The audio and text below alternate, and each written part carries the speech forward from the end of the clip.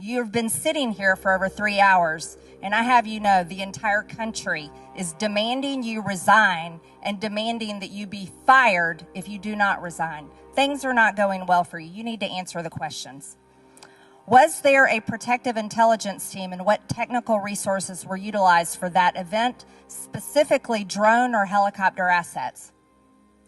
There were a number of technical assets that were deployed for that event, and there was a protective intelligence team that was assigned to that event. Why was Crooks able to fly a drone over the entire area the day of the rally and the day of his assassination attempt? To my knowledge, he did not fly the drone over the entire area. How did he fly a drone over the area, period? Any part of the area?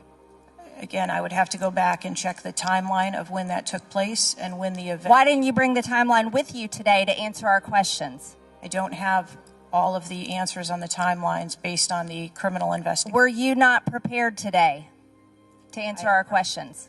I am prepared to answer the questions based on the information and wanted to be able to provide. Do you have a timeline do you have a timeline at all from any of the day? I have a timeline that does not have specifics. That's shocking. That is absolutely unacceptable. That means you are a failure at your job. Let's talk about things that are prohibited in Trump rallies. And I've been to a lot of Trump rallies. Backpacks and bags, bicycles, firearms,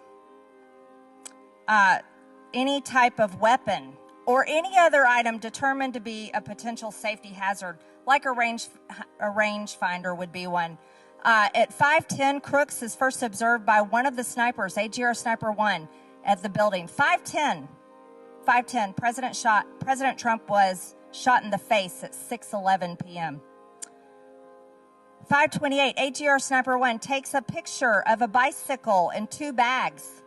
Those belong to Crooks. 5:32, AGR Sniper 1 spots Crooks looking at his phone and using a rangefinder. 5:55, Butler ESU Command confirms receipt of photos and states they have been relayed on. 6:05 p.m., AGR Sniper 1 later communicates that Crooks is seen moving northeast in direction of Sheetz and that Crooks has a backpack. 2 minutes before the shooting, while President Trump has been allowed to take the stage, people see Crooks laying on his stomach in a sniper position on the roof, and they're yelling he has a gun, and they are trying to alert law enforcement and Secret Service. Why was Crooks not shot by the snipers? Why was he allowed to be there?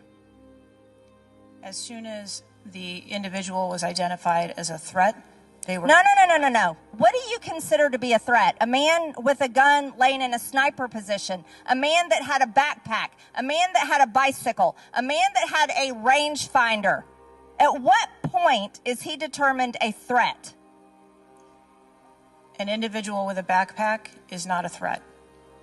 An individual with a rangefinder is not a threat. What about a man laying on a building that has direct line of sight of President Trump with a gun that people are screaming and pointing out? Is that a threat, Ms. Cheadle? Once that individual was identified, they were neutralized. No, they were neutralized. Crooks was neutralized after he shot President Trump in the face, Ms. Cheadle. Is he only a threat once he fires the weapon? As soon as the counter sniper identified that individual, they were able to neutralize them. How were people in the crowd? Okay, then let's just take it this way. People under your command did not consider him to be a threat, yet people in the crowd knew he had a gun and considered him to be a threat.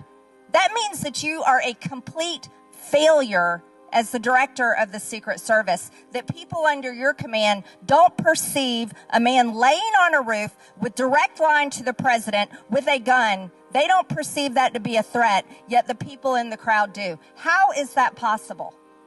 That's the last question, but please answer the question, Ms. Director. I'm not certain at this time how the information from the people in the crowd was relayed to any law enforcement personnel. No, you knew, that everyone knew. The people there knew that there was a danger, they knew there was a threat to President Trump, and it was allowed to happen. Was there a stand-down order, Ms. Cheadle? Was there a conspiracy to kill President Trump? Absolutely not. Then how did this happen? And why are you still sitting here not turning in your letter of resignation? Last question, but please answer, and then I'll recognize Ms. Presley. Please answer that question. That is what we are investigating to determine. We're waiting for your letter. We are waiting for your letter of resignation, and you really need to consider doing that before you leave today.